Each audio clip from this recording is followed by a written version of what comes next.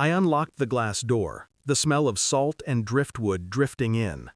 But before I could even step inside, her voice cut through the air. "Why did that old leech show up here? No room for you." Her tone was sharp, dripping with ownership. My daughter-in-law, my son's wife, standing in my living room with her whole family sprawled across my furniture, sipping from my glasses, as if they owned the place. I smiled. Calm, deadly calm. "It's okay, dear," I said softly, but inside I was already calculating. She didn't know it yet, but what I did from that moment made her life a nightmare. The beginning. When my son first brought her home, I thought she was a blessing. Polished smile, soft laughter, the kind that hides sharp edges. I wanted to believe she loved him. He had been lonely for too long, and I mistook her ambition for affection. She knew how to charm. She baked for me, asked about my late husband, called me Mama with syrup in her voice. I let her in, too far in. I even signed the papers that added my son's name beside mine on the deed to this beach house, a gift for his marriage. A mistake, one she never forgot to exploit. Signs of rot. It started small. Her dismissive glances when I spoke, the way she'd roll her eyes behind my son's back. She decided I was an obstacle, something to be tolerated until I was gone. Then came the accidental slips. "Don't strain yourself, Mama. You're not young anymore. You should stay at your place in the city. The beach house is lively now." I saw the way she looked around when her family visited, how they lingered too long, how she gave orders in my kitchen. I realized she wasn't building a home with my son, she was building her kingdom, and she wanted me erased from it. The breaking point. The day I found her message, all illusions died. She left her phone on the table, unlocked. My eyes caught the glow of the screen. Her text to her sister. "Once the old woman is out of the picture, the house is ours. She's too stupid to notice." Stupid. That word seared. I didn't scream, didn't confront. I simply closed the phone, set it back down, and walked away. That night, I stared at the ceiling until dawn, every memory replaying. Her smirk, her whispers, her greed. And then a stillness settled inside me. No rage, no tears, only clarity. She wanted my house. She wanted me gone.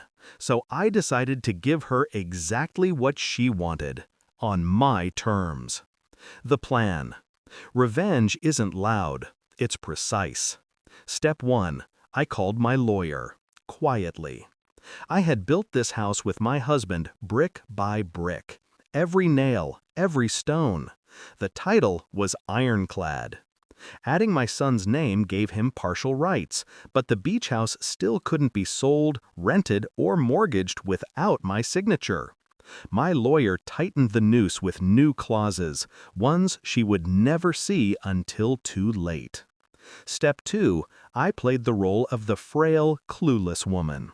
I let her believe she was winning. I let her family overstay, let them laugh in my kitchen, let them think I was retreating. Meanwhile, I gathered evidence, photos of their uninvited stays, utility bills skyrocketing, complaints from neighbors about noise, all under her watch, all traceable. Step 3. I set the trap. The execution. One weekend, I retreated to the city, leaving the house unlocked. Predictably, she moved her entire family in, parading as if they owned the place. Parties, social media posts, loud music. I waited, documented, recorded. Then I returned, unannounced, walked right into the chaos. She froze when she saw me, clutching a wine glass, her mother sprawled across my couch.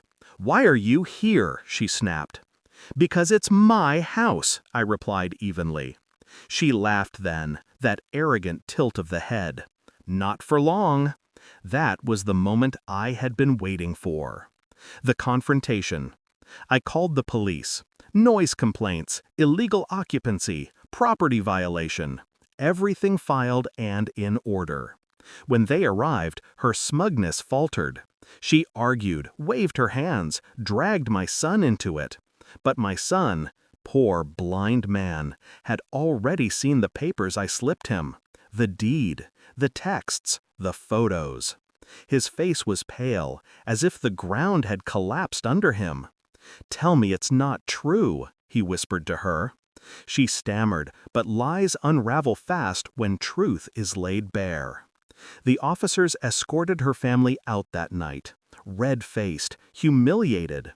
She clung to my son's arm, begging, but he shook her off like poison. The fall. In the weeks that followed, her empire crumbled. My son filed for divorce. She tried to fight for the beach house, but the ironclad clauses left her nothing. Worse, the debts she had racked up, credit cards, loans, came crashing down. With no husband, no safety net, and no place to run, she drowned in the very greed she once flaunted. Her family scattered. The same people who had lounged in my living room now pretended they had never known her. And me? I sat on the porch of my beach house, the sea breeze brushing my face, the horizon endless.